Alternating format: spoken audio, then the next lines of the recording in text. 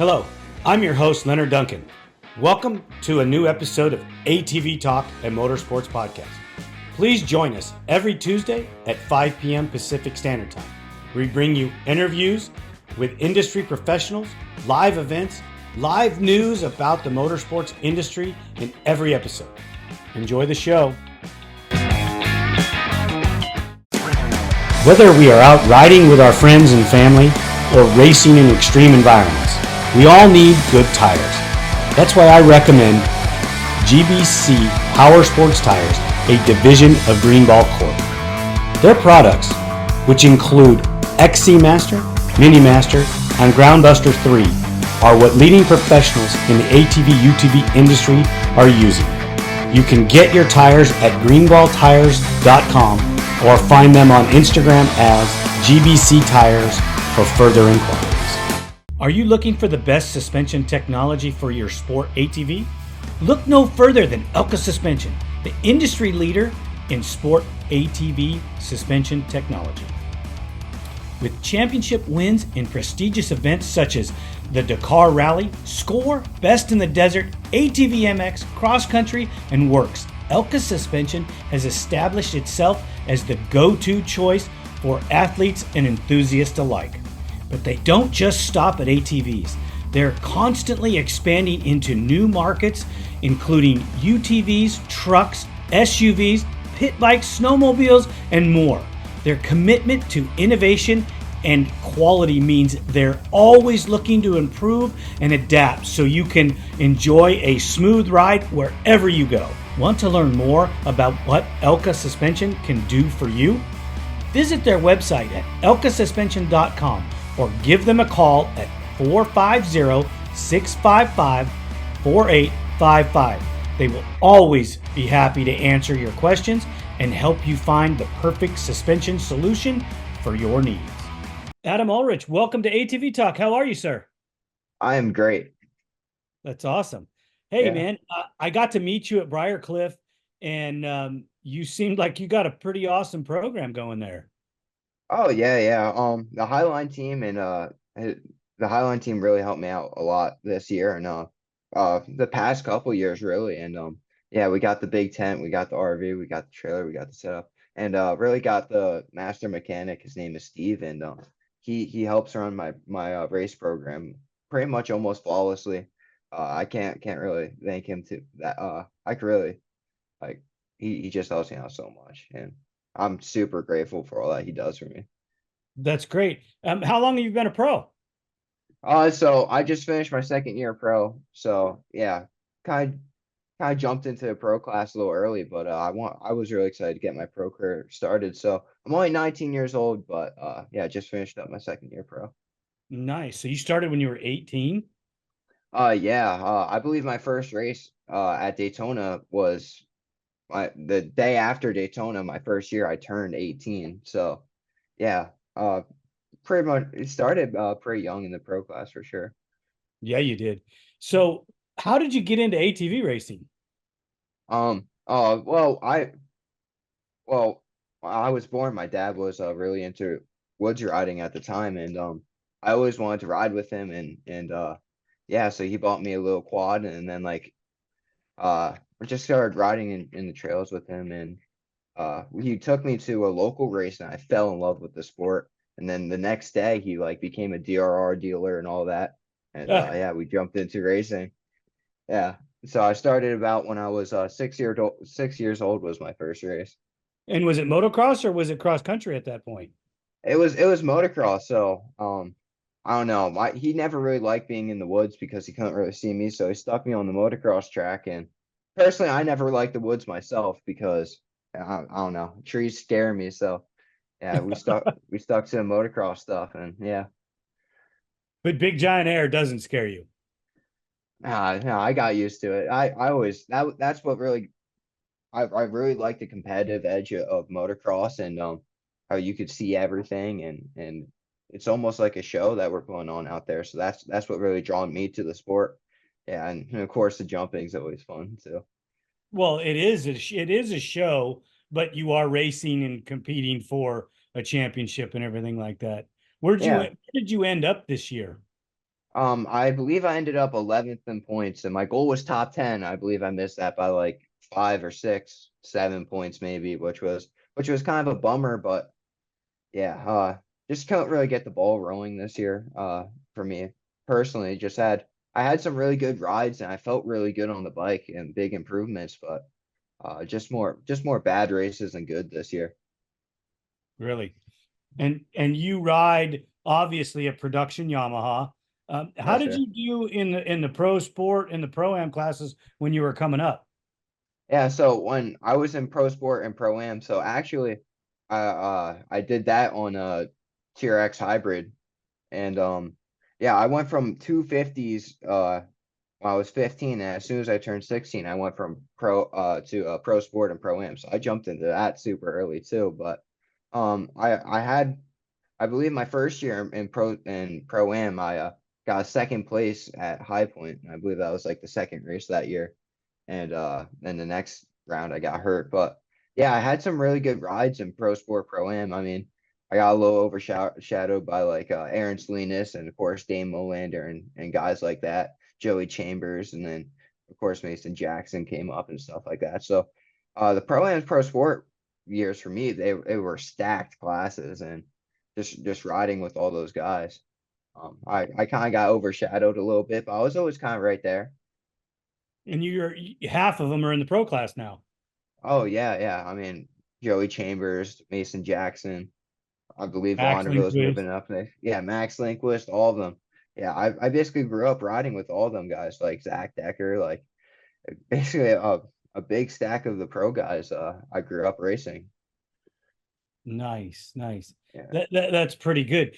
How at what point in your career did you guys find the nationals? I believe 2014 and 2015. So I was blessed that I grew up in like a really good area for racing. We had the D6 series at the time, and we had pros going in and out of that series. That series was actually pretty big in PA at the time. But when that series started to die down, all my friends like Dane Molander, I grew up racing locals with him, like Ian Juka and stuff, and they're like, we're gonna go the big national races, and me and my dad just followed them. I mean, I think the first national I went to was I caught a ride with Dave Molander's family to High Point, and yeah, they brought me to the first national, and I believe that was like 2014. I did terrible. I was in the 50 class. I think I got like 15th or something like that. But yeah, just went on from there. I just fell in love with the sport and fell in love with the national, so we kept doing it, and eventually I was competing for national wins. Man, so how long have you followed the sport? I mean, as far as, charted the history and some of the riders and things like that. Well, I fell in love with the sport around like 2010. So Josh Kramer was always my favorite pro growing up, and I got to beat John Natale when he was on Can-Am, so that was pretty cool. So around that era when like with Dustin Wimmer and Josh Kramer, that's when I first really started paying attention and following the sport. So, wow, I'm old. I'm old. Yeah, I know a little bit. Like I try to find all the films from like 1999 uh when like Mark Baldwin's first starting to get into it. Don't ask me who won the championship. I don't know that, but yeah, I try to watch as many videos as I can. So I stopped traveling the motocross nationals in 97. Yeah. Wow. Didn't they have like a arena cross series around They that had, time? well, they had WPSA was in 2007, 2006, 2007. And I was back there with Tavis Kane, working with him. But I got to work with Travis Spader a little bit in 2000. But Yeah. actually, when I was going for just a full time deal, it was with Doug Eichner, and we only did it from 97, 96, and 95. Oh, okay. Yeah. It's a little bit before my time, but yeah, there was some great racing. I remember I was watching videos and it was really like between Travis Spader and Ellis and a couple other guys that I can't really name right now, but they all really had a good chance of winning like every race, and it was a good mix of the field. Back then, it was 10 or 12 guys on the line that could win in any given day. Yeah, absolutely. And the bikes were all pretty much similar, so it was really good racing. Well, back in the 90s, they all rode the same machine. Yeah, almost just like how it is now. So, Yeah, kind of. You know, I mean, your dad's been around long enough to understand the 250R era, I'm assuming. oh yeah, of course, yeah, So do you yeah, guys have yeah. those in your garage? No, so he kind of started riding more or less around the 2000 era. So what I remember is he used to ride like three wheelers and stuff like that. His first quad was actually a Kawasaki 450, and he had that for a while, and so we had to sell that so I could keep rolling racing. But yeah, Yeah. he used to ride. He was a dirt bike guy, honestly, and he was kind of upset I didn't go that route. But yeah, dirt bikes and three wheelers were where he grew up. So does he still have any three wheelers? No, he doesn't have any three wheelers anymore. But I mean, he still likes to ride around on like quads and stuff at home. But he likes to pretty much he, he kind of he kind of got away from the sport when I started getting into it, unfortunately. Okay. Unfortunately, dads have to do that. They got to start working on the stuff, working harder to Yeah, pay for it. Yeah, it usually ends dad's race career. yeah, because if he gets hurt, then I can't race. So Right, right. unfortunately, but yeah, That's pretty cool. Um, as you told me, you rode a hybrid early on. Was it a yeah. CRF hybrid? Well, the Honda hybrid? Yeah, so I actually started riding hybrids when I was on 250. I had a CRF 250 hybrid, and then I moved on to a 450 hybrid, and I was really it was around probably like the 2019, and that was kind of when like the hybrids were still kind of semi new to the sport and stuff like that. So JB and Highline Racing really hooked me up with some badass bikes back then. I just want to break the bad news to you. We've been building hybrids since Oh the yeah, 70s. yeah. Well, that's true. That's true. I mean, I shouldn't say that they were new, but uh, Uh, I just love talking to young guys because sometimes you actually forget that the industry started in the 70s and they instantly started putting big motors in, these three-wheeler chassis. I know that the four-wheeler guys don't think that the industry overlaps, but it does because you have all the guys that rode three-wheelers there up until the 85, 86, 87, and then they all transitioned to four-wheelers. yeah. I mean, those hybrids back then were also super cool. Like guys were putting like 500s in them and stuff like that, and yeah, Uh, they they put were pretty sick. air cooled twin cylinder two strokes in them. They did all Oh kinds of yeah, crazy stuff, man. It was just like, how nutty and how fast do you really want to go? yeah, that's for sure. And they were super light back then too. And no suspension.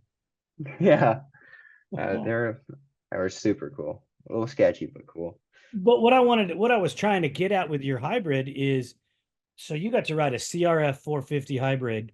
So these things are really cool. Was it a Walsh chassis or another aftermarket chassis? It was a JB chassis, or Okay. it was a TRX chassis with JB components on it. Okay. And those most people really love those setups. Yeah, Um, yeah.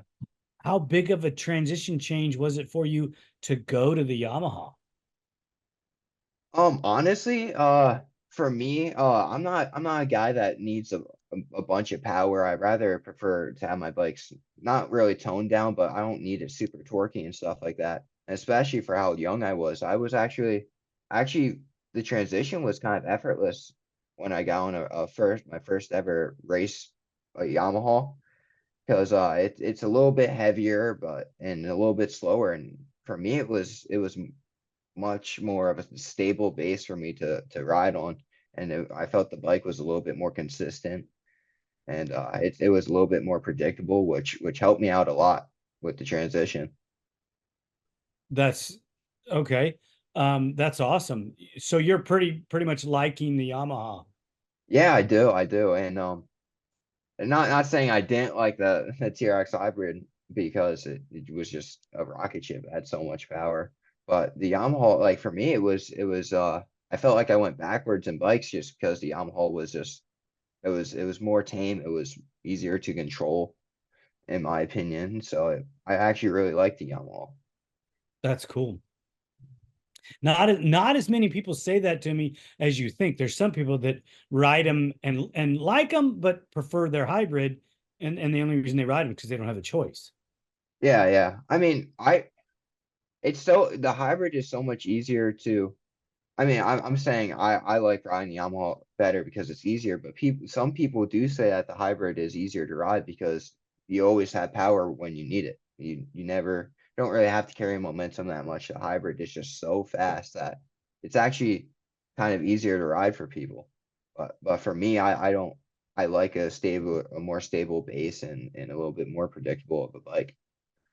Right. Okay. I could totally catch that. I saw a video of your machine in a mud hole. Yes, yeah. Can you tell me about that? Yeah, so the first moto at Loretta's, there's the sand section in the back. They didn't groom it like all day and it was super, super rough. And I just I just was riding the outside. My rear end kicked out a little bit and in order to save the bike, I like flew off the track to kind of control the bike. And I didn't realize that there's a pond like 5 feet off the track and I just rode into it. I mean, and then it was like mm, dirty sewer water. It wasn't fun. It was honestly like it basically like suction cupped the bike to the bottom of the pond, so it was stuck and not coming out. I tried almost the whole moto to get it out, and like I was trying so hard to lift it, I almost like blacked out trying to lift it, but yeah, that thing was not coming out over my own power. Did it hurt the machine or you in any way? Honestly, no. I got super lucky. So like it was up to like the water was up to the air box, but it wasn't. We took the seat off after we got the bike back in. There was no water in the air box or anything like that. So we just went over the bike. We washed it up, and it was perfectly fine. Did you throw that gear away? Unfortunately, it was white gear too. So uh no, it's actually in the wash right now. We'll see if the mud comes out, but I might have to pressure wash it.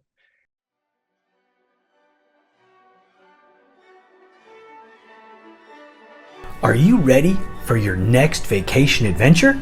Step into the heart of Arizona's natural splendor with a tour of Antelope Slot Canyon. Ideal for photography enthusiasts and nature lovers, our tours offer a unique journey through a landscape sculpted over millions of years. Let our expert guides lead you through the swirling sandstone. We're going to have to do it.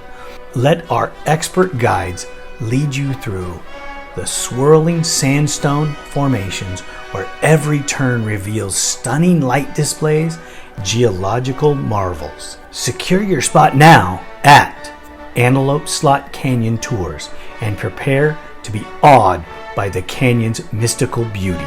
For details, please visit us at antelopeslotcanyon.com.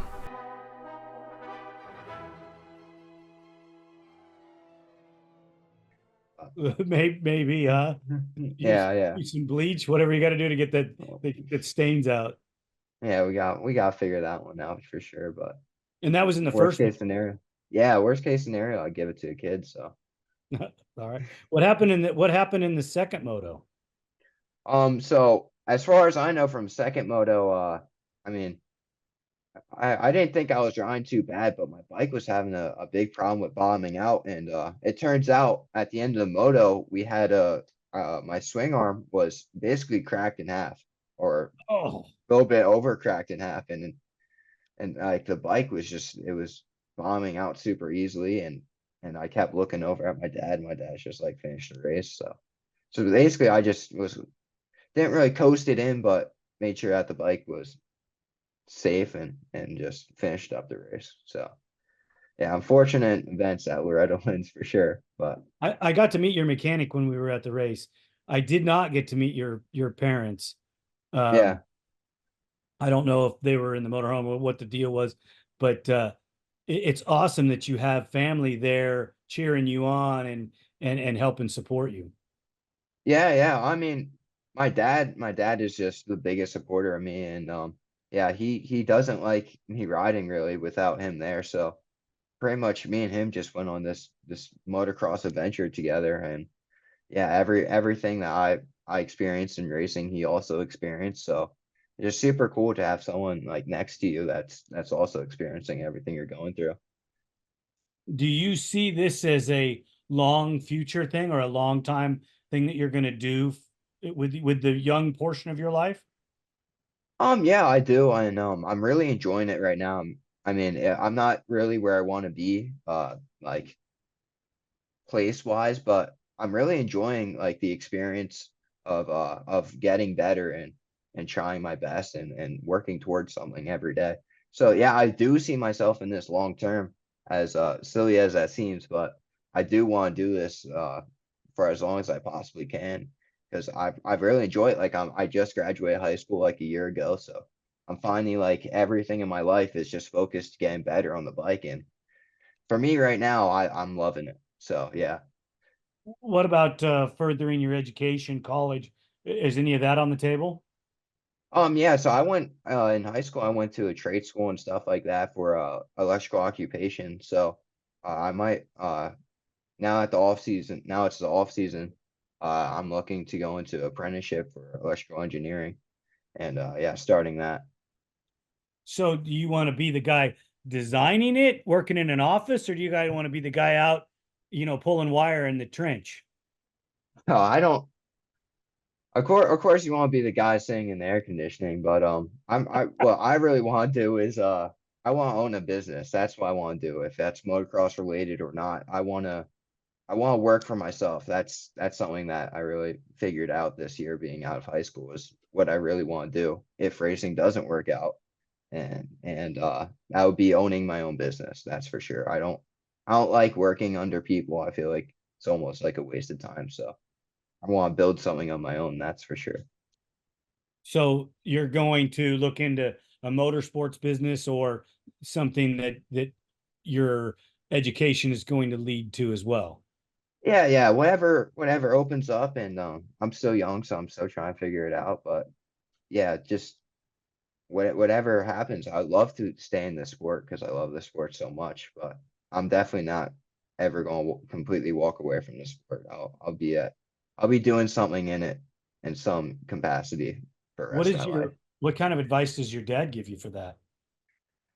Oh, he kind of just lets me figure it out for myself. I mean, he's there for me if I ever get stuck doing anything, but he knows I have strong beliefs, and his advice is always just work as hard as you can and work smart because that's going to lead you to where you need to go if you just work hard at it and believe Right. it. You have to put your nose to the grindstone and really work hard. Business, I can see where like you're by yourself basically. You have to motivate yourself to train. You have to Yeah, take care of your practice bike. You have to get yourself to the races. So these are all skills that will help you run a business or be a part of a business that can be successful. yeah, and this sport's not easy to do by any means. So yeah, this it's going to really help me out when I do go into real world and have to face problems because these problems in racing, especially being a pro, they're not easy to figure out. No, no, not at all. And business isn't going to get any easier for you because every day is going to have some type of problem that you have to deal with. Yeah, yeah, and it's the same thing in racing too. Like I have to get my practice bikes ready because I need to race this weekend at a local race, and yeah, I mean it's almost like running a business in my eyes. It's just I'm doing it almost as a hobby, but yeah, yeah, that's for sure. The skills I think would definitely transfer. So, how much time do you spend on the machine when the season's off? Well, honestly, for me, I'm not seeing myself in the off season right now. Where I live, there's the NEATV series, there's a quad cross series, there's District 6 that have they have quite many races left. So I'm honestly for myself, I'm gonna stay pretty busy right now. I know that the national season's over, but I'm feeling really healthy and really good on the bike. So I'm gonna go race those races and see where I could do. Because honestly, at the beginning of the year, I didn't ride that much at all. I actually had a broken leg uh, for Daytona, and it carried over for like the first 5, 6 rounds, and then I've been riding with a broken scapula that basically just healed like a week ago. So I'm actually more healthier now than what I started the year on. So I'm looking to honestly not really grind as much as I did, but still stay active on the bike. So my off season is probably not going to be till October. Well, we're not that far away. Yeah. Whereabouts in the country do you live? I live in Reading, PA, so it's almost in the middle of Pennsylvania. So the quad cross series is really close to me. The D6 series is like an hour away from me. And the ATV series, they travel around. So yeah, I'm actually in a really good spot for other series to race in. And what is that other series? Um, what kind of tracks do they ride on? Well, they ride motocross tracks, all quad cross and the NEATV series and the D6 series. They all ride local motocross tracks and yeah, we have Wesley Wolf come out to some, and the quad cross series have some fast pros as well as the NEATV series. So yeah, pretty much just it's just racing as usual for me. I don't know if you're going to um, catch too many more motocross races throughout the year, will you? Yeah. So I think the D6 series has 3 rounds left. I think the quad cross series has like five, and Oh, or the NEATV series almost I think it has like 4 or 5, and same with the quad cross series. So I'm gonna so hit you, as many rounds as I can. you could race up to 15 more races this year. Not I'm pretty sure it's somewhere on the same date, but I'm hoping for like 4 or 5, 6, maybe more races this year for me. And And Pennsylvania, where you live, does get bad weather. I mean, we have our fair share of rain, but for the most part, it's not bad out here. The weather's like 80 degrees. It's 70 and cloudy right now, so it's not super bad with the rain or anything. But you're also going to deal with some snow in the wintertime. Oh yeah. So my That's what plan, I'm talking about. Horrible. yeah. Where I live, we Um don't get snow ever. yeah. But I like to I have a really good relationship with Jeffrey Rastrelli and people like that. So I actually for the past 2 years I've been living in Florida for the winter days. So I go like right after Christmas and I stay there almost till Daytona. So yeah, so I'm like cashing in on the good weather right now, and then as soon as it starts to get bad, I'm probably going to be out in Florida. So, do you have the rig that you take with you, or do you have a different vehicle, a setup that's just for you? So I'm actually working on right now. I want to get a truck and a camper, but we do have RV and trailer right now that that that I can travel with and what I usually travel with, so I have a place to stay and live. But yeah, I'm working on getting my own truck and camper, but for right now, I just live in an RV. Right. And you Yeah. take the whole rig down to Rastrelli's and hang out. Yeah, pretty much. And Jeffrey Australia helps me out a lot. And yeah, just pretty much guiding me on this pro career. That's a little bit crazy. He's a second generation motocross guy, with his dad being there. So I'm sure he's got some skills and techniques that help you out quite a bit.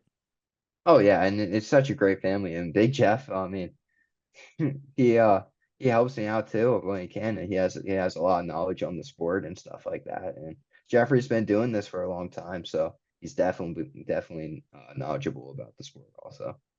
What's your favorite motocross track? My favorite motocross track. Geez, I like Budds Creek.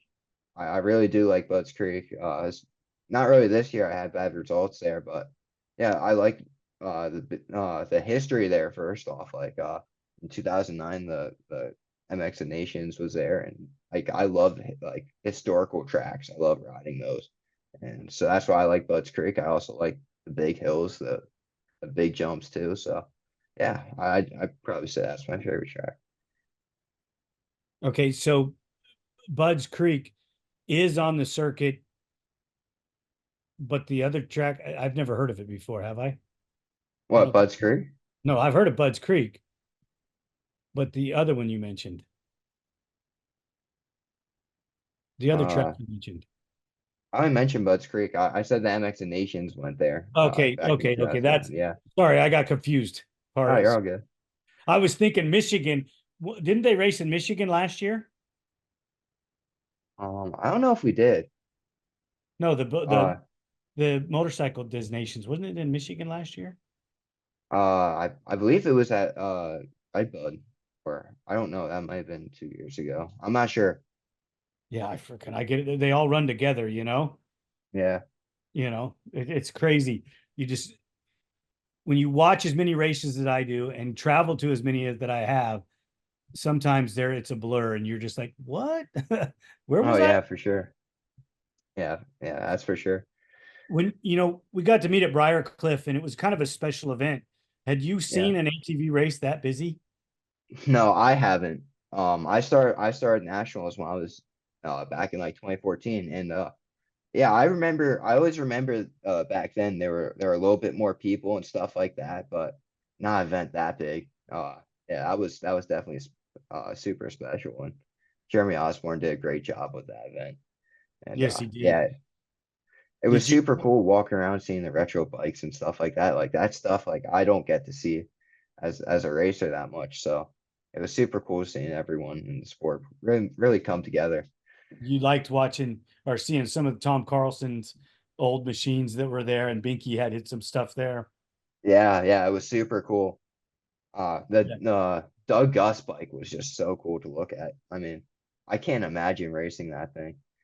That's that in between era of when the 450s really came in and the Yeah, 2PRs were leaving. That Gus bike was just that interim machine there. There was a lot of cool history on that. yeah, yeah, that's for sure. And the Shane Hit bike, that bike was super cool. It looks like super clean, and yeah, I would like to ride those bikes. Yeah, right, right. I'd like to go and spend a little bit more time with all of them too. Spader had a 250R out there. Yeah, Shane yeah, had one in the trailer, but he didn't yeah. He take never it he out. didn't take it out. Yeah, I don't know why. I thought that he would have liked that two stroke, but that four stroke power is just, so much more fun to ride when you get older. Oh yeah, of course. And yeah, he did actually pretty good. I mean, I don't know how exactly how old he was, but he was ripping for sure. He's in his 50s. All of those guys, but a couple of them are old enough to be your dad, and a couple of them are old enough to be your grandfather. Yeah, yeah. It's definitely crazy, and they still have the speed. Like I guess growing up, like you don't forget how to ride a bike, I guess you don't forget how to go fast on the track. But yeah, those guys were insane. Age and injury, hampers some of that. I mean, you look at Wimmer and Natali's in his 40s, not as old as he thinks he is. He's super great shape. You Yeah, oh know, yeah. Wimmer doesn't look like he's lost much at all. Maybe be a little heavier, but man, guy's just electric fast. Oh yeah, yeah. And Dustin, he wasn't that old when he won his championships either. I mean, I remember like looking back on at him in like 2008 to like now, like he really kind of almost he looked like a teenager when he won those championships compared to now, and he's like a dad now and his kids and stuff. It's just kind of a little weird to see, but he still is the same on the track. Right. Yeah. I was impressed with those guys. Barry McCarty and Doug Eichner are both 59 years old when that gate dropped. Yeah, yeah, that's insane. Yeah, Doug turned 60 here in October. Yeah, I mean, I know only like a few guys that are like that, but like you know how physically demanding this sport is, and I guess if you stay healthy enough, you don't really lose it. But yeah, I can't imagine like I'm 19 and like sometimes I wake up, my body hurts a little bit, and these guys are doing it when they're 50, 60. It's insane. Just wait, young man, just wait. Oh yeah, I know. You think it hurts now? Uh, Keep all the best advice I can give you is the advice that, when somebody asks me, why do you keep training? Why, it hurts. Well, so what motivates you? Well, what motivates me is when I don't train, the pain is 10 times worse. yeah, yeah. I talked to this guy. He races quad cross, and he used to be a young pro just like me, but now he's in his 30s. And I asked him, I'm like, uh, is it hard to do it? He's like, I feel like a kid. Like, how does that happen? He goes, I never stopped. He's like, if you don't stop, you'll Right. feel the same. I said, when you stop, that's when stuff goes bad. So that's my plan right now. Is I'm just never going to stop. Well, they say with age comes a cage. I've tried that cage thing. I always just seem to put them on their lid. So that I don't think the cage thing for me. I crash on my ATVs and motorcycles too, but that's okay. I'm just maybe not very talented. Yeah, yeah. It happens, right? I mean, you don't have to be talented to love the sport, Oh yeah, for sure. For sure. right? The sport is so cool and it appeals to so many people. So Do you get to ever go ride recreationally? what do you mean by that? Like to go to the sand dunes or go to trail riding, anything like that? Or is it just all racetrack? For me right now, it's pretty much all racetrack. I mean, I would love eventually in my future to get like a dirt bike and stuff like that. And if I do ever get a dirt bike, I don't want to touch the motocross track with it. I want to ride in the woods and stuff and just free ride. Because there is so much more to this sport than just a motocross track, you know.